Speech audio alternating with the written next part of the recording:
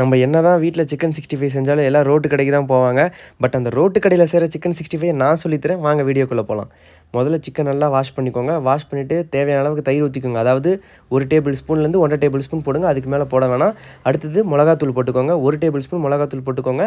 அப்புறம் மஞ்சத்தூள் ஓரளவுக்கு சிட்டிகை அளவுக்கு மஞ்சத்தூள் போட்டுக்கோங்க. அப்புறமேட்டுக்கு கரம் மசாலா போடுங்க. பெப்பர் போட்டுக்கோங்க.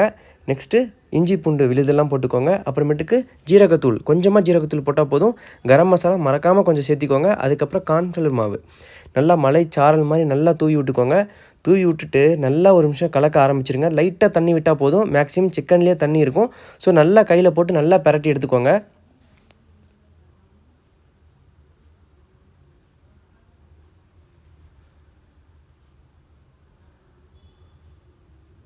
இதில் நீங்கள் எக்ஸ்ட்ரா ஆயிலோ இல்லை எலுமிச்சம்பழம் பிழியறதோ எதுவுமே செய்ய வேணாம். டேஸ்ட்டு டோட்டலாகவே டிஃப்ரெண்ட் ஆயிரும். ஸோ அதனால் நீங்கள் நல்லா கையில் அதாவது சிக்கனில் ஃபுல்லாக அது நல்லா பரவிடணும். அந்தளவுக்கு நல்லா கலக்க ஆரம்பிங்க. நல்லா கலக்கினீங்கன்னா மட்டும்தான் நல்லா அந்த டேஸ்ட் நமக்கு வரும்.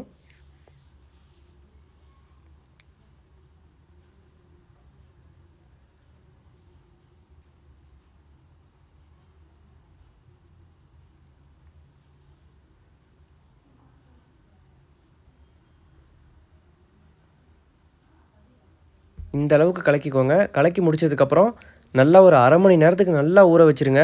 அப்போ தான் அந்த டேஸ்ட் நமக்கு முழுமையாக கிடைக்கும்.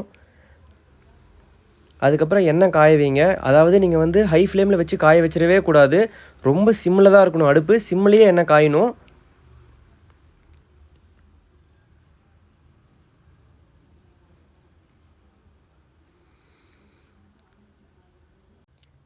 நல்லா எண்ணெய் காஞ்சதுக்கப்புறம் சிக்கனை போட ஆரம்பிச்சிருங்க. உங்களுக்கு நீங்கள் செஞ்ச மசாலா மேலே கான்ஃபிடென்ட் இல்லை அப்படின்னா ஒரு பீஸ் போட்டுட்டு சாப்பிட்டு பார்த்துட்டு அதுக்கப்புறம் மொத்தத்தையும் போடுங்க. இதில் எல்லாமே கரெக்டாக இருந்தால் மட்டும்தான் உங்களுக்கு டேஸ்ட்டு முழுமையாக கிடைக்கும். ஏதோ 1, 2 மிஸ் பண்ணிட்டீங்க அப்படின்னா உங்களுக்கு அந்த ரோட் கடையில் கிடைக்கிற மாதிரி டேஸ்ட்டு கிடைக்காது.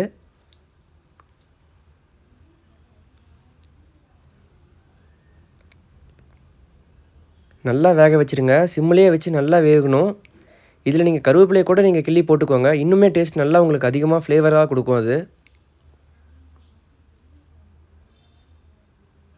ரெடியான பிறகு அவ்வளோதான். எடுத்து சர்வ் பண்ணி அதோட வெங்காயத்தை வச்சு லெமன் பிடிச்சவங்க லெமனை கூட ஆட் பண்ணிக்கோங்க.